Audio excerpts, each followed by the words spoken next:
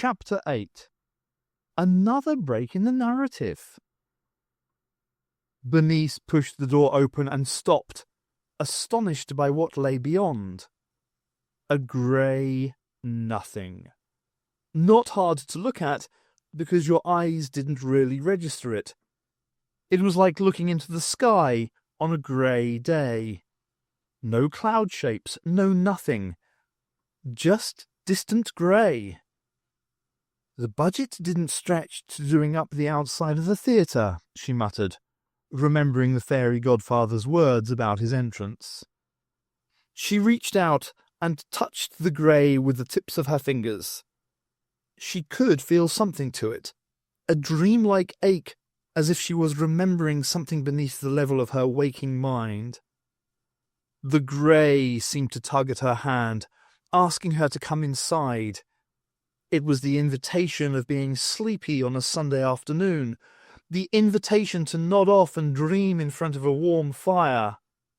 And yes, Bernice decided, she would accept that invitation. This was supposed to be the exit, after all. But she wouldn't be sleeping or dreaming.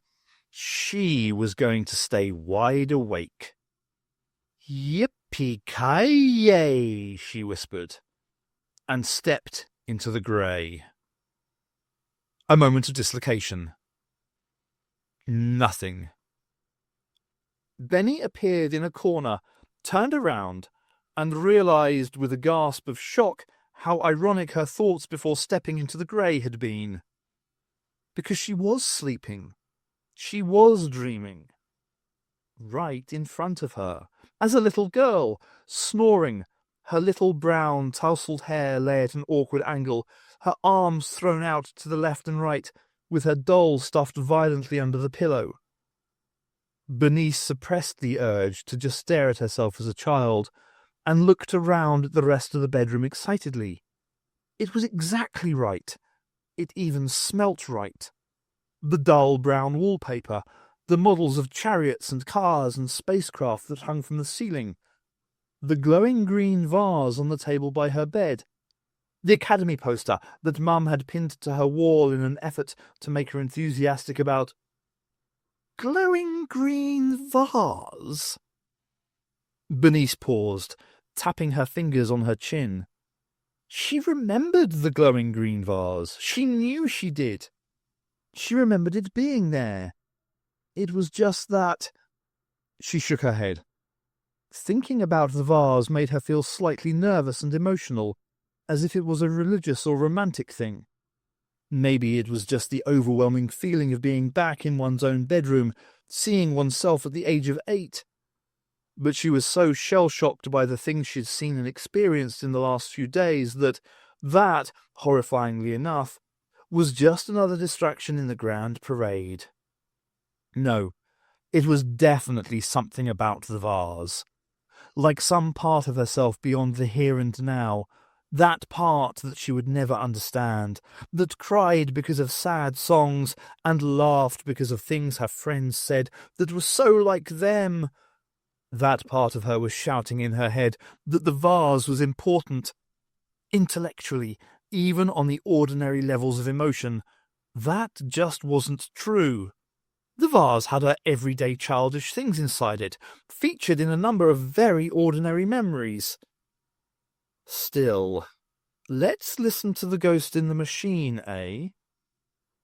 She tiptoed to the vase, wondering what would happen if her young self woke up and saw this older Bernice. She didn't remember that happening. She realized that the sheer reality of all this, particularly the familiarity of the smell, had just thoroughly convinced her that this was real. That this wasn't an illusion like the world of cats and castles. She knew in her heart that she was really standing by her bed, that in the next room were her parents. That this was another time. It would be good to go into their bedroom, to tell Dad not to go off to war, to tell Mum not to run back out of the attack shelter to pick up the doll which her screaming daughter had dropped. "Remember to duck, Mum," she'd say. "Dodge that energy beam, okay?" Of course not. They'd never listen. The time stream would get messed up. All the stodge of time travel would get in the way. But Bernice realised that she'd been standing, looking between the vase and the door for several minutes, locked in indecision. The men in the horse had said that time was running out, that everybody's lives depended upon her. She picked up the vase and put her hand inside, rustling amongst the notes and the marker pens and the hair slides and the brooches and the badges. And seeing each of these old things, she realised that the immortal feeling she'd had about the vase was a very ordinary thing to feel, really. The I dig archaeology badge she'd got from a club she'd written off to. Magic. Merrily, merrily, merrily, merrily. Life is but a dream. Her hand closed over something different. She took it from the vase. It had always been in there. As a girl, she'd never known what it was. A piece of space junk that Dad had brought back, maybe. She hadn't thought about it for years. It was a small black box, absurdly functional, with a big green bulb on top of it. The bulb glowed with the same soft green light as the vase, the muted childhood light of Christmas and Halloween. Bernice put the box in her pocket. She turned back to the corner and saw that the grey was still there, slapped across the wallpaper like a cloud, seen better from the corner of her eye. She walked to it. Then she stopped and turned around and walked back to the bed, for a long final look at herself sleeping there. "Aren't you young?" she whispered. She bent down and kissed the girl very gently on her hair. "Don't worry," she told her softly. "It's going to be all right." Then she turned back to the corner, pinched her nose between her fingers, and ran at the grey. From the informative record of recent Grell history. The giant had carried the new Grell master and his servitors to the steps of a forbidding castle set atop a dark and stormy mountain.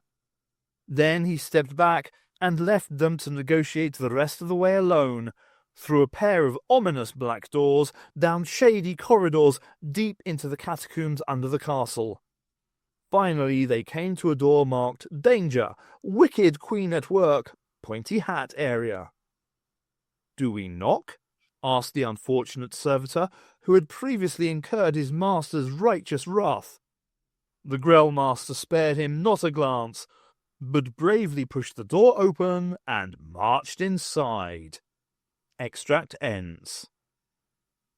The Wicked Queen stood before her magic mirror, dark-nailed fingers raised high above her head, eyes blazing from beneath her cropped dark hair.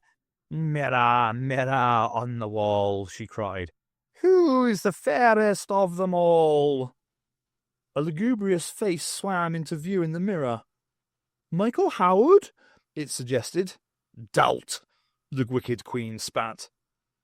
"I agree completely." The face in the mirror shrugged, as much as a face could shrug. "But it looks like we're stuck with him." "I mean you, dolt. Where is the one I seek? The woman called Snow White." "She's..." the face frowned. "She's... actually, at the moment I can't see her anywhere." He glanced over the Wicked Queen's shoulder and swallowed nervously. Behind you." "Don't try to distract me. I want her image here, and I want it now." But the strange voices that often echoed around the catacombs, the ones that hissed and occasionally booed when the Wicked Queen was about her work, were agreeing with the doltish mirror. Sighing, she looked over one shoulder, then turned back to the mirror, inclining her head in a dangerous smile. "Oh, mirror, you should know better. There is nothing behind me." But again, the voices insisted there was. She looked over the other shoulder. Nothing there either. She put her hands on her hips and swung right round. and found herself face to face with a party of squid-faced demons. "Well," she said, swiftly recovering her composure, "we are not used to visitors in the castle. May I get you something? Some wine? Champagne?" That dangerous smile played around her lips again. "A nice, juicy apple." The leader of the demons ignored her. "You are similar in nature to the giant. Animated. Very animated, as I think you'll find if you don't get to the point.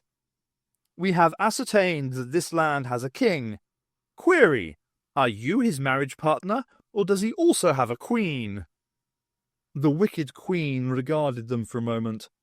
"As I once told that pettifogging imbecile, there's only room for one wicked queen in this fairy kingdom. Now, before I lose my temper, what brings you here?" "We have come," the demon said, "to make an alliance with you." "An alliance? How interesting." The wicked queen went to a couch and swept into a reclining posture, plucking up a tall glass and indicating other couches for her guests. "Tell me more." The leader of the creatures turned to his fellows and raised two of his squiddy fingers. A moment of dislocation. Nothing. Bernice landed in a crouch on a hard marble floor. She looked up and swore profoundly and repeatedly, but it all came out so harmlessly that it left her feeling more frustrated than ever. She was only back in the scullery of Baron Bloomin' Hardup. She straightened up and stamped her foot. So much for escape. There was no sign of the fairy godfather either. The horse was still standing in the corner, and it looked as upset as she was, if it could be said to express emotions, to see her back. "Language," purred a familiar voice. Bernice spun round. Standing at the top of the stairs was Wolsey. He held a glass slipper in his paws. "I'd ask if this belongs to you, but I'm starting to realize that isn't a simple question." He slid down the banister nonchalantly and accepted her hug, not without a trace of a shudder. "Oh, Wolves, I thought I'd made it out of here," sighed Bernice. "How did you find me?" "Quite simply, as it turned out. I didn't see you leave the ball, since I'd slipped out for a moment, and was otherwise occupied." "Oh, yes? Let's just say I've been to London to see the Queen." Wolsey licked his lips. "Anyhow, by the time Puss and I had got down from the roof of the palace and returned to the ball, you were long gone. I thought that you had been spirited off by one of your many fiancés, but they were all still present." Bernice perked up. "So you remember all that?" "I remember being rudely interrupted in the middle of a rather wonderful production number." The cat raised an eyebrow. "But I'll get to that in a moment. The only one of your chaps who still seemed interested was Prince Charming. He was holding this slipper up to the light and making twee little noises about searching the whole land for you." "He's not here, is he?" "No," Wolsey chuckled, "because I crept into his chambers that night and nicked the slipper. He'd put it on a little red pillow, the utter fetishist. I did have some slight help in that regard." He gestured towards the stairs. "Are you quite finished up there?" A small face poked around the door. It was Gushy. "It took longer than we thought. They put up quite a struggle." She beamed at Bernice. "I'm really glad that we found you." She glanced over her shoulder. "Are we ready? All right." She held open the door, and the rest of the dwarves trooped down the stairs. Over their shoulders they carried the two ugly sisters, bound up tightly in the laces from their bodices.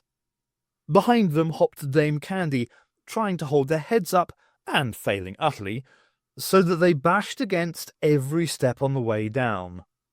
The sisters were trying to shout incensed orders, but they were prevented from doing so by a pair of bright polka-dotted gags. The dwarves dropped them in a pile at the bottom of the stairs. Candy threw up her hands. "I'm such a butterfingers, and I should have done better for those two. We're members of the same union, you know. Usdor, the Union of Silly Dames Overacting Rigorously. We strike every spring for higher wages and better bloomers, but we're always prepared to go to arbitration." She sucked in her cheeks. "We like a bit of arbitration." There was really no need. Bernice patted the dwarves on the head. "Even cute. I'm still amazed that you got here at all." "The slipper did it for us." Wolsey hopped on top of the cooker and resumed his story. "We just went with it from cottage to cottage, house to house. And the third place we visited turned out to be this one. As soon as these two old harridans," he indicated the ugly sisters, "started denying frantically that they had a sister, we knew we were on to something." "How clever of you," Bernice smiled, glad that, even if she had been dropped back into this insane world, she had her cat for company. "You're starting to use the way this world works to get things done." "Exactly." Moody stepped forward and nodded to Bernice. "We had a talk about the way things are and the way they should be, and we all agreed. Something ain't right." "None of our stories match," added Gushy. "It's as if Dame Candy and us and Wolsey, we all come from different worlds." "Which is taking multiculturalism a little too far," said Liberal. "The thing is, we can only see that these strange things of which the cat has been speaking might be true. We can't actually see the joins, feel how things should be. Wolsey can." "Can you?" Bernice turned to Wolsey, amazed. "I'm beginning to," the cat murmured, looking away in contemplation. "It seems like the more I'm around you, the more I realize that there's something profoundly wrong with the nature of who I am. That, apart from a certain nostalgia concerning Dick Whittington," he grinned a quick and sharp-toothed grin, "was why I had to find you again. I've been listening to the voices that one hears in dreams. They seemed to be saying to me—" He concentrated, closing his eyes ferociously hard. Then he relaxed again and sighed. "I don't know what they're saying to me. Whatever it is, it's disturbing." Bernice marched back and forth in a little line, aware of the anticipatory glaze of the dwarves, thinking. "I've been wondering why I was the only one who didn't take this world at face value. I still don't know the answer to that, but it's nice to know that somebody else is starting to feel the same way." She stopped and clicked her fingers. "You were the only non-sentient life form aboard the ship. Maybe that's why." Wolsey frowned at her. "Non-sentient? What does that mean exactly?" "It doesn't sound terribly flattering."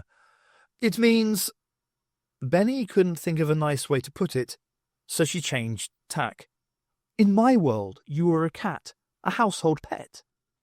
Don't you have cats here? Real ones? I mean, about this big." She indicated the size of a normal feline. "Of course we do, but they're not cats, like I'm a cat."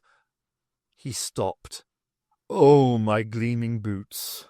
There are only two of us, aren't there?" He looked away into the distance again, profoundly disturbed. "Me and Puss. All the others are the size you describe, and are without manners, conversation, or dress sense. I had never even considered that strange before. Still, could be worse." He glanced at her with a false brightness. "I could have been a big goose. There's only one of those." Bernice went to him, and tickled him behind the ears. "There is something we could try to free your memories of what you used to be like. You'd be a lot more help to me that way. You might even be aware of a way out of this mess." Wolsey shrugged a long cat shrug, flicking his ears at the tickling. "What have I got to lose?" Extract from the diary of Bernice Summerfield. If any of my future biographers are, by this point, in any doubt as to the veracity of my account of this particular adventure, I would like to point out now that I have not, recently, taken any sort of illegal chemical compound. You may accept my word for it that we all trooped up to one of the bedrooms, and that I, surrounded by a fellow professor in drag, and 7 miniature duplicates of the brightest students from my tutorial group, proceeded to attempt hypnotic regression on a giant humanoid version of my pet cat. Listen, at one point it was a toss-up as to whether I wrote this up as a diary or attempted to create a classic of children's literature. Anyhow, Wolsey kicked off his boots and lay down on the bed in the darkened room, while the rest of us sat down all around him. "Ooh," muttered Candy. "Dark, isn't it?" I looked around for something small that might glitter and found, in my pocket, the box that I'd recovered from my old bedroom. Yes, that bit's true as well. Only now it had changed shape completely, as if reacting to the new world that I'd brought it into. It had become a ring. The glowing green bulb was now the jewel set in its collet. Fair enough. I instructed Wolsey to relax and began to circle the ring in front of his nose, trying to remember everything that Professor Late, the university counsellor, had told me about various forms of therapy. When we happened to meet over coffee one day in the senior common room, that is. Yes, it was quite a long coffee, to learn so many of his professional techniques, but I was very interested, all right. He had done so much for me, made me feel so much more. Look, what's it to you anyway, bloody biographers? It's your job to paint me in a good light, remember. Just avoid all psychological speculation. That's my advice. Wolsey put his hands down beside him, tail twitching violently beneath him. But he did his best to concentrate on the warm green light that I was waving in front of him. You are relaxing. And as you're relaxing, you can feel your breathing slowing, and as your breathing slowing, you can feel yourself relaxing. I repeated the mantra over and over, emphasizing the sounds in my own breathing that would send a human being into a trance, rounding and shaping my vowel sounds as Late had taught me to do in front of a mirror. Of course, this was assuming that Wolsey was now like a human being, but since he was in so many other ways, it seemed a fair bet. Wolsey kept his eyes open, but I felt sure I was succeeding when I heard a gentle snore. But then Gushy tapped me on the shoulder. Candy was slumped against the far wall, out cold. Trust a Dane always to go for the oldest joke in the book. Not that it's the oldest joke in this book. While Moody gently slapped Candy awake once more, Wolsey smiled gently. Do go on, he murmured. It may not be working, but it's very relaxing. I redoubled my efforts, however, and gradually a look of peaceful contemplation came over the cat's features. I attempted to use the regression therapy I'd learned from Professor Late to take him back to his earliest memory. But when we went back more than a few days, he started to twitch and shake and make disturbing mewling noises deep in his throat. There was obviously some sort of barrier at work. I settled back in my chair, thinking that here was another possible exit being denied to me, and fiddled absently with the jewel on top of the ring, considering what to do next. Good thing I did too, because the green gemstones suddenly shone, and Wolsey let out a long groan. My first memory, he whispered. Saying hello to you, sitting on the stile, my hand on my furry chin. That's when I first met you, I told him. What's before that? What were you like before? The green gem pulsed some more, and Wolsey shook, his eyes flickering to the left and right, as if watching a parade of images whip past. Before, he gasped, I'm so small. I have no hands, only feet. To have words for these things is so strange. There's darkness outside. How hard I have to push to leap is different. That worries me a little. I realized that Wolsey was talking about his time aboard the Winton. I'm laying on a bed, only I don't know it as a bed. I know it as soft, warm thing that smells of servant woman. Good to know that all one's suspicions about the nature of human-cat relationships are correct. Is servant woman there? Servant woman is sleeping. She's making loud and bad sounds. Her legs are hanging over the edge of the soft, warm thing. That was the night when... I glanced at Cute. My last night on the ship. I can see a soft yellow light, Wolsey continued. From the window to pictures. Window to pictures? Pictures and words, perhaps. Is that my computer lectern you're looking at?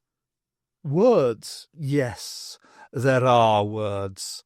I was interested in what they were shining. I didn't know what they were then, but I can read them now. What do they say? They say, English Pantomime, a critical study by Prof. F. Archduke. English Pantomime! I jumped to my feet and slapped my thigh. Panto! That's what this is. I looked at the others expectantly. Perhaps unsurprisingly, none of them seemed to know what I was talking about. Diary entry ends. Panto was a genre that Bernice knew only vaguely, mainly through references she'd found in her studies of 20th century Earth. But now that she saw the connection, it all made perfect sense. What she didn't understand was how the matter of a thesis had become the matter of her lifestyle. You say we're all part of a kind of story? Gushy squealed. I won't believe it. I feel real. It's true. Wolsey surprised everybody by sitting up, rubbing his chops with the back of his paw. And you are real. We all are, if transformed. But some more than others. There was something new about him, Bernice realized, a look of repressed horror. The way his hair was bristling made her feel nervous too. She put her hand on his shoulder. Wolves, how are you? It's not important. He shrugged it off. None of us are as we should be. Therefore, he took a deep breath and managed a knifey grin. We must return to what we were. Tell us more about this panto. Bernice frowned, trying to remember the few details about the form that she'd learnt. It's a sort of mutant offshoot of the commedia dell'arte, developed in Britain in the early 18th century. Originally, it featured Columbine and Harlequin, characters like that. But then the British, being, British, started to add comedy characters who'd take the mickey out of the leads. Eventually, it became the most popular form of theatre, a genre which featured celebrities from other media and, uniquely, depended upon audience interaction for its impact. I'm told that a lot of pantomimes were set in a curious netherworld, half a land of kings and princes, half a satire on the age that made them, or the place where they were performed. Which seems apt for where we are. Certainly all the other details fit. The hero was often a woman playing the part of a boy, though the girl he married at the end was also played by a woman. and a whole class of male comedians arose who specialised in dressing up as busty old ladies to play the Dame. "Really?" said Candy. "How peculiar." There are audience interaction traditions too. There are certain phrases that, over the years, have achieved significance simply through repetition. "Oh, no, there aren't," began Bitchy, with a puzzled look on her face that suggested she wasn't entirely sure why she'd said it. "Exactly," said Bernice. "There's even the tradition of a pantomime horse or cow played by two people bending over in a single costume." She slapped her thigh in frustration. If I'd ever seen one or read one of the stories, other than those that are nursery tales, then I might have recognised all this. From the informative record of recent Grell history. The giant and the wicked queen waited at the corner of the street discussing politics, while the Grell master led his squad down into the sewers of the great city of London. The wicked queen had given the giant a sweet, which allowed him to shrink for a short period of time, so, with the Grell in their cloaks, the whole party was as stealthy and inconspicuous as it could be, which, admittedly, wasn't very. The Grell master was pleased by the darkness and the smells of the wet sewer. It reminded him of the glorious saline mines of Grellor. The Grell had come here to keep an appointment, one which they had made with a shady figure in the corner of a bar. As instructed, they walked 100 human paces to the north, then turned right. 200 paces later, they found themselves in a round chamber with a single shaft of light shining down from above. In the shaft of light stood a dark figure. It was a rodent, as the Grell master realized, as its name had indicated. But it was a rodent the size of a Grell, clothed in a manner of a rather dowdy human, in a messy business suit and cravat. On its head sat a shiny crown covered in extravagant jewels. "Are you the Rat King?" asked the Grell master. "I am," said the figure. "And you are these demons that have been contacting villains all over London and the home kingdoms. Tell me, can you offer me help in exterminating those two dratted cats, Wolsey and Puss in Boots?" "I believe that we can do business," said the Grell master. He turned to his fellows and raised 3 fingers. "And that," he concluded, "shall be all we need to conquer this strange world. We have found our allies." "Found allies," chorused the proud servitors of the Grell. Extract ends. An hour or so later, Bernice and her companions marched out of the house of Baron Hardup and into the forest. The horse trotted along behind them. They'd untied the ugly sisters before they left, and thus had to endure a barrage of things being thrown at them and various comedy insults. Bernice had dressed herself in a hooded doublet of moss green, with a brown belt and some truly hideous green tights. The idea that this somehow made her look like a boy was quite beyond her. While her legs weren't everything she'd asked for, they hardly looked masculine. "Dick," Wolsey had breathed when he first saw her, but Bernice had told him not to start that again. She'd realised, while she was dressing, that the vast majority of people she had met in this strange world were actually people who had been on the Winton. People like Menlove Stokes or Hetty and Lucinda weren't represented. That was a pity, really. The joint holders of the chair of etiquette would have made fab dames, had they been men, of course. Now she was thinking that the characters that she didn't recognise were probably based on people on the ship that she'd never or only barely met. Everybody looked quite ordinary, despite their grand clothes. The exceptions were... She suddenly stopped, and the dwarves collided into her from behind. She spun on her heel, possessed by an idea. The people who don't look normal are the ones who can do magic, like the fairy godfather and the vizier. "Really?" murmured Wolsey, glancing back over the party behind him.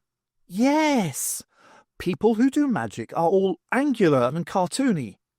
She put a hand to her chin. I think we should go back to the castle, find a vizier, and find out what that means. Beloved!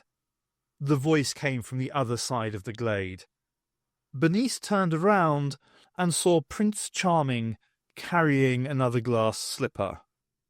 He was beaming with delight. Behind him were a detachment of his guards.